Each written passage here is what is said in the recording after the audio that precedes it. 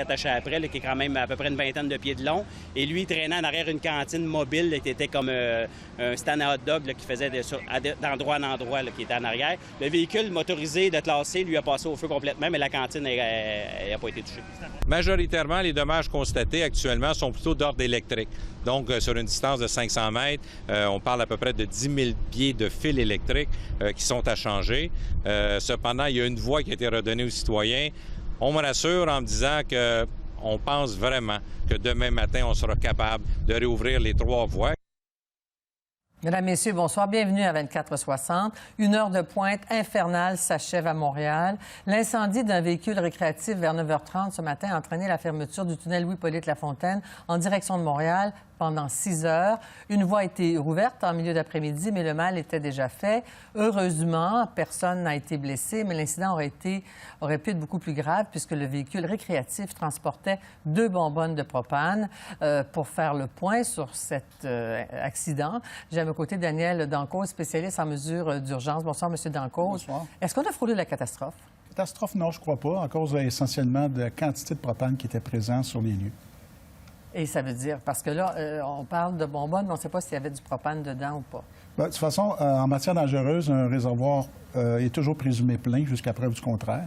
Ouais. Un réservoir de 100 livres de propane, parce qu'on parle aussi de 2 réservoirs de 100 livres qui n'ont pas été exposés à la chaleur. Et s'il avait été exposé à la chaleur, ça serait produit probablement un phénomène d'explosion. À ce moment-là, dans ce cas-ci, le propane, ça serait vaporisé. On aurait une zone de réalisation thermique. On aurait une projection de débris. Puis également, on aurait eu un souffle d'explosion. C'est ce qui se serait passé. Avec des dégâts? Avec des dégâts relativement limités. Ah oui? Oui, essentiellement à cause de la charge de propane qui est quand même minime. 100 livres de propane, c'est un réservoir de propane, ça peut être de cette quantité-là. Ça a environ 14 à 16 pouces de diamètre selon les modèles. C'est plus gros qu'un barbecue?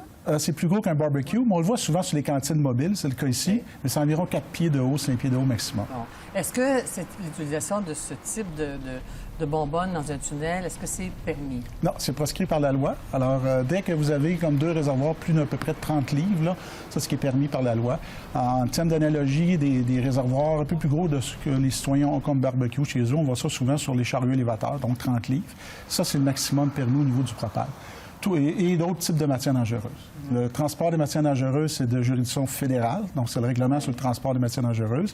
Et le Code de sécurité routière adopte ce code-là, et c'est les transporteurs, les contrôleurs routiers qui font respecter la loi par rapport à ça. Respecter la loi, parce qu'on a un tableau qui nous montre ce qui est permis, pas permis. Là. On va le voir. Là. Disons, ça nous montre ça plutôt la gestion de la crise. Oui. On peut rester avec ce tableau-là. Oui, tout à fait. On viendra au ce qui est permis, pas permis. C'est la ventilation. Tour de ventilation, vous allez nous indiquer un peu comment la crise a été... Comment ça a été géré, en fait. Je dis crise, c'est peut-être un mot trop fort, là, mais quand même, ça fait peur. On est dans le tunnel, on voit ça. Là. Mais il y a beaucoup de mesures de sécurité qui entourent le tunnel. D'abord, principe numéro 1, quand on est pris dans un tunnel, dans ce cas-ci, on demeure dans un premier temps dans notre véhicule parce qu'il y a des systèmes de pressurisation ou de ventilation qui vont pousser la chaleur de l'autre côté du tunnel. Dans ce cas-ci, les fumées ont été transmises du côté de Montréal, c'est-à-dire juste à l'extrémité des rues Notre-Dame. Il y a 2 grandes cheminées. Et à l'inverse, les 2 autres cheminées sont du côté de Longueuil, au niveau de l'île Charon. Maintenant, dans ce cas-ci, lorsqu'on est en direction nord, lorsque le trafic arrête, les gens restent, et c'est Montréal qui intervient en contresens.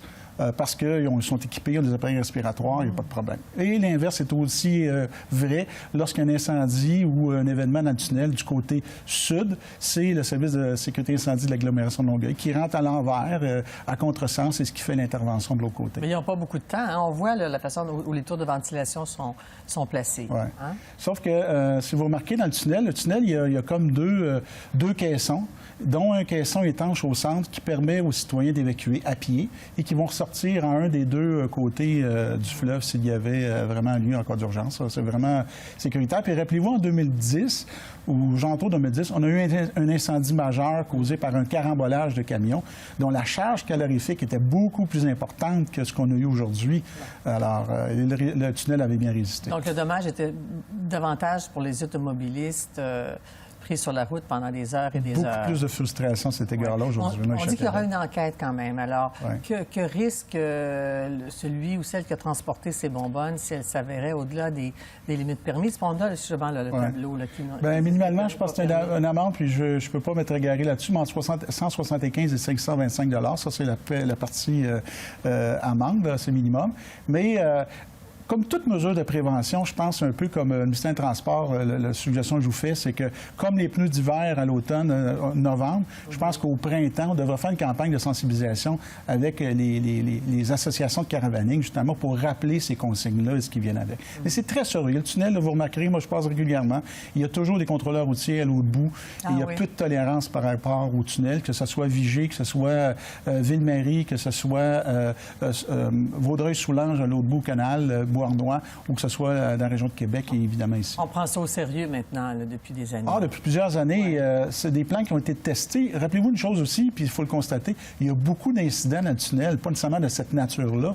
Donc, les services d'urgence sont rodés et ça, le centre de contrôle du MTQ fait un bon travail par rapport à ça. Alors, si on imagine une amende de 100 ou quelques centaines de dollars pour avoir transporté trop de gaz propane ou des bonbonnes dans un tunnel avec les inconvénients, pensez-vous que c'est assez, ça, une petite amende comme ça? Bien, écoutez, tout est relatif, hein? Assez par rapport à ce qu'on perd ou ce qu'on gagne. Mais la même réglementation, en tout du moins en partie, s'applique également pour les traversiers. Hein? Parce que si vous regardez dans le code au niveau de la sécurité routière, on ne peut pas transporter des quantités astronomiques de matières dangereuses. C'est pour ça que quand vous embarquez sur un traversier, on vous demande de fermer vos robinets, etc. Il y a quand même des mesures de sécurité qui sont quand même importantes. Donc, le maximum qu'on peut transporter? C'est, dans le fond, c'est l'équivalent de 2 fois 30 gallons. 2 fois barbecue. Bon, monsieur tout le monde, 2 fois barbecue, appelons ça comme ça. Madame tout le monde, ouais, c'est ça. Ouais. C'est ça, très bien. Moi, j'en transporterai pas de toute façon. Mais donc, des leçons à tirer de ça, c'est que ça s'est bien passé. Oui, et puis, heureusement, mais en même temps aussi, il faut, en terminant simplement, se dire ceci, c'est le service d'incendie de Montréal ou de l'agglomération de Longueuil, ils ont des points d'eau en tunnel. Il y avait l'eau amplement pour refroidir les réservoirs, si jamais. Et les pompiers, première chose qu'on fait, lorsqu'ils ont des réservoirs de propane en présence, on les refroidit. Une dernière question, c'est parce que l'incendie n'a pas affecté les bonbonnes. Ça, c'est beaucoup de chance. Oui, tout à fait. Parce que le feu est indépendant de la présence du propane dans ce cas-ci. Et vous nous dites, pour résumer, que si le feu avait touché au propane, ça aurait été limité comme... Oui, parce qu'on refroidit les réservoirs, on refroidit les bonbonnes, que ce soit les réservoirs fixes ou amovibles. À ce moment-là, on empêche qu'il y ait explosion. Très bien. Merci. C'était fort éclairant. Merci de votre expertise, M. Dancause. Au plaisir. Au plaisir.